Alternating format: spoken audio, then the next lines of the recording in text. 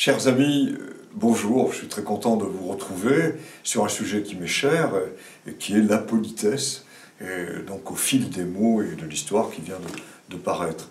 En vérité, au départ, il y a quelques décennies, j'ai été confronté à l'impolitesse. J'entends par là que j'étais en train de passer le permis de conduire, quand l'examinateur me demande où j'étais né. Je suis né à Saint-Denis, dans le 93, et là il me dit « c'est là où on enterre les rois, mais vous n'en avez pas la politesse ». Et je suis tombé des nues, qu'avais-je dit, qu'avais-je fait? Bref, j'avais semblé impoli. Alors ça méritait bien un livre. Alors d'où vient le mot politesse?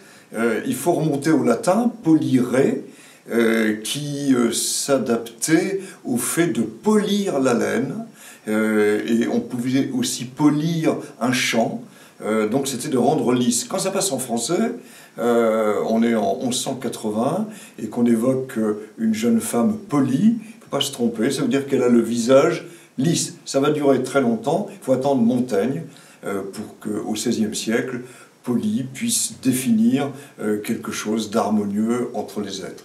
Alors on pourrait croire que le mot politesse vient de polir.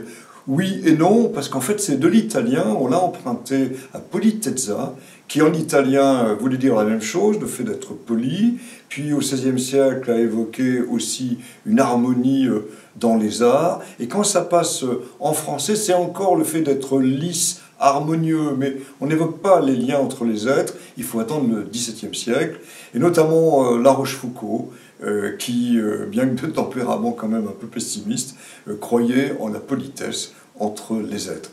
Alors ce qui est merveilleux, c'est que plus tard, évidemment, le mot ne va cesser de prendre de l'ampleur, la politesse d'esprit, la politesse du style, le style poli, vous voyez, on n'est pas loin aussi du style lisse, et la politesse de cœur qui est le plus important.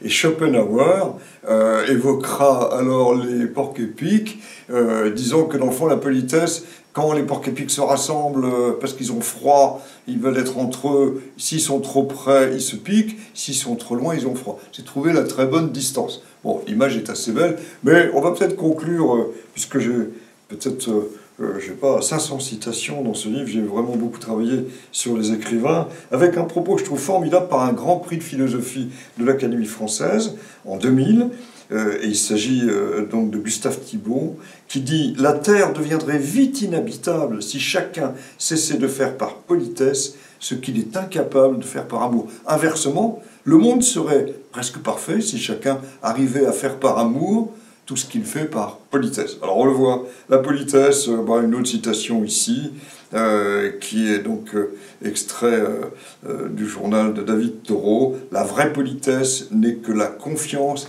et l'espérance dans les hommes. » Je trouve que c'est une belle définition, meilleure que celle des mots croisés, usage hors d'usage. Non, la politesse existe toujours, surtout celle du cœur.